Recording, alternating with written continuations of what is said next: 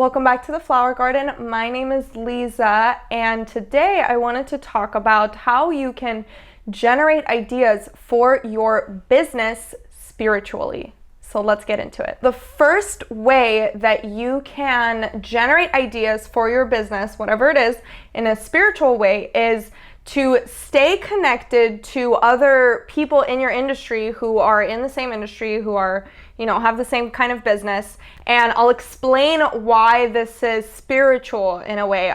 It's a little bit like, okay, so common sense, right? You want to be connected to people who are around you. But what you're also doing from a spiritual standpoint, from an energetic standpoint, is you are actually tapping into the creative energy of the people around you, okay? And the people who are also creators in this field. And basically what happens with any kind of industry, there are egregores that are created, okay? And if you don't know what egregores are, they're basically thought forms that we feed all of the time, right? And so what you do when you stay connected to people in your industry, when you stay connected to your community, right? And you do it from a place of love, of wanting success for the other person, right? Other people, for the community at large, right? Instead of in a leeching way, right? Like wanting to get something from them. When you actually do that, you're actually cultivating this energy, okay, of being able to bring in ideas, of being able to feed off of each other's energy, right? And something else I will talk about in a second also is that this makes you a beacon for ideas. Okay, and I'll talk about that, and I'll also talk about how that relates to Big Magic, which is a book by Elizabeth Gilbert, and she talks about this idea, but we'll talk about this in a second. The second way that you can generate ideas for your business spiritually is by doing flow activities, okay, and keeping a list of flow activities. And what do I mean by flow activities? So flow activities are things that you enjoy doing, that you love to do. It can be a hobby that you do, or just anything really that makes you forget that time exists. Okay, so when you're doing it, you just feel like you're really in the moment. It puts you into the moment. And when you're doing a flow activity, what you're actually doing is you're getting out of your head and you're actually getting into your heart, okay? So you're getting into your heart space, you're really, enjoying whatever you're doing. And by getting out of your head and getting into your body, getting into the moment, doing something else, you're actually inviting ideas in, okay? So you're actually creating space in your mind to be able to have ideas come in, right? So you're saying, hey, I'm making space for you by doing something else, right? I'm allowing you to come to me instead of creating this desperate energy to find ideas constantly, right? To constantly excel, to constantly be desperate. When you're putting out that desperate energy, you are repelling ideas from you, right? They don't want to be around you. But when you say, hey, I'm here and I'm available, right? And you can come to me at any point by saying, I have other things to do, right? I really enjoy my life. I love doing the things that I do. By doing that, you are actually able to invite ideas in.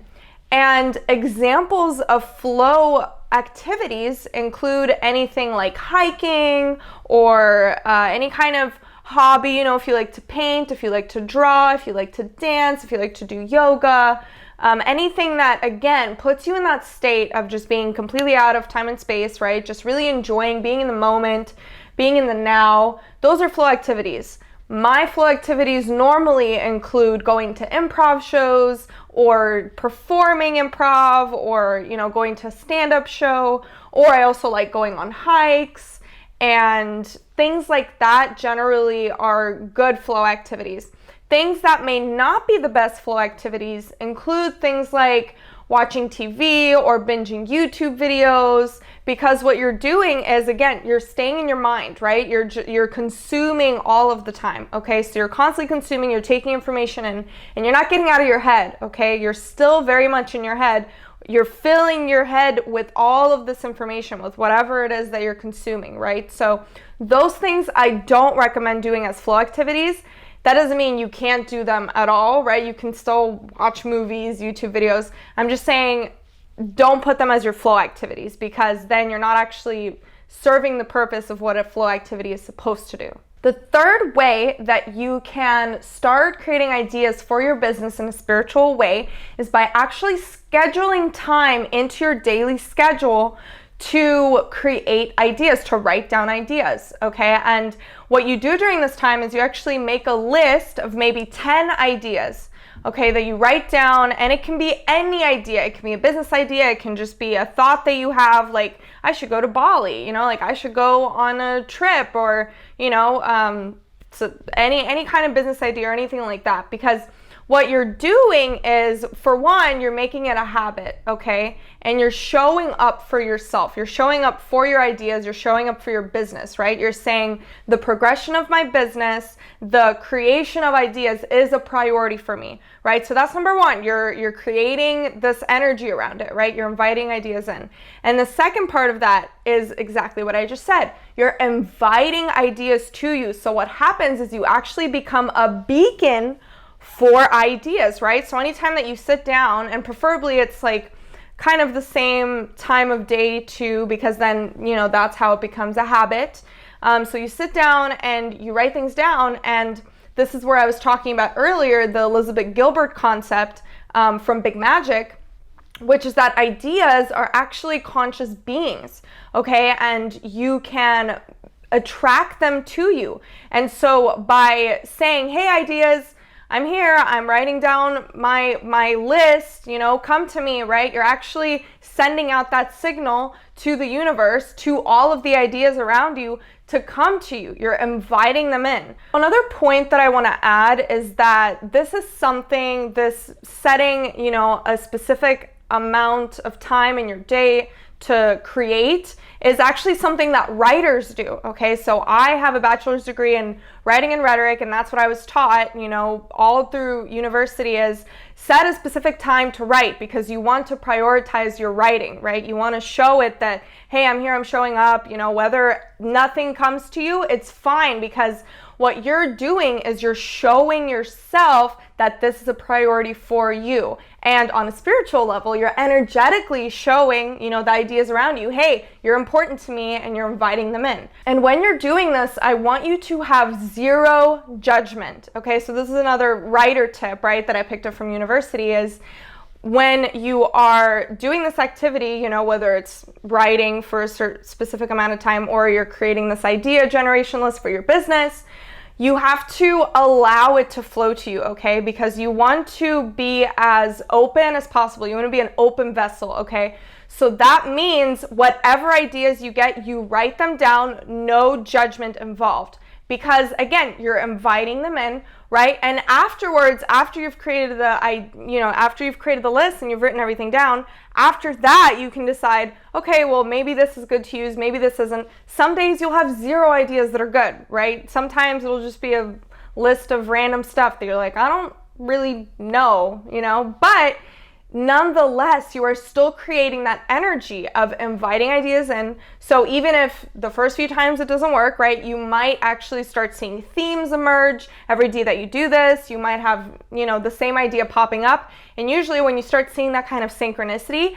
that means that you're meant to actually take this up. Maybe this is something that's exciting. Maybe this is something that you should take up, right? So nonetheless, even if all of them are duds for a while, you're still creating that energy, you're still inviting ideas in, and you will eventually get good ideas, right? Even if you don't at first. The fourth way that you can generate ideas for your business spiritually is actually to request help from your spirit guides, from your angels.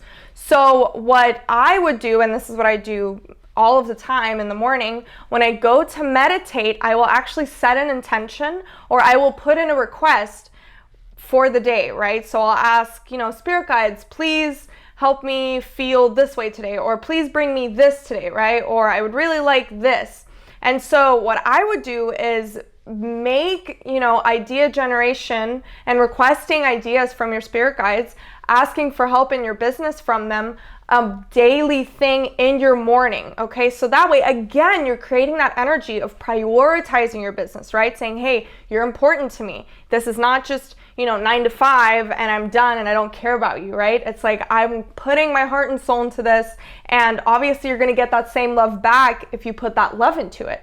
So what I would do is, when you sit down to meditate, I would, light a candle or some kind of offering, okay? So either some incense, light a candle, something like that. Offer it to your spirit guides and your angels and say, thank you so much for being here. I light this candle for you. I light this incense for you in honor of you. I send you so much gratitude. Thank you for loving me, for, allowing me to have this business. And I ask that you bring me more business ideas. I ask that you help me succeed in my business. I ask that you, double my revenue and this income, or whatever it is that you want, right? So making it a daily practice again, right? And bringing it into your daily life, bringing it into your spiritual practice, that will definitely help you. And your angels always want to help you, okay? Your spirit guides, your angels, they're just waiting at the edge of their seat to help you. And they can't help you unless you ask, okay? Because we all have free will.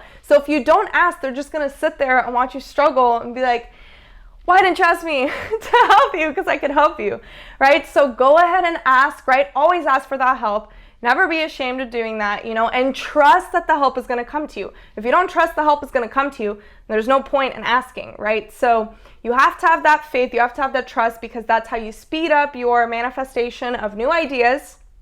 And that is it, okay? That is all of our 4 tips. So again, to review, our 4 tips were to stay connected to the industry, right, to your community, to do flow activities. The 3rd was to schedule idea generation daily, creating a list daily. And the 4th one was to request help from your angels and your spirit guides in meditation every single day.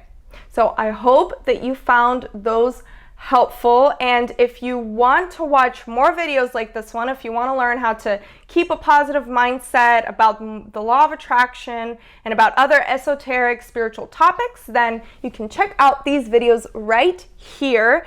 And you should also turn on the notification bell, because in the next video, I'm actually going to be talking about how to deal with negative thoughts. Okay, so what do we do when we get negative thoughts? How are we supposed to deal with them? Are we supposed to just push them away completely?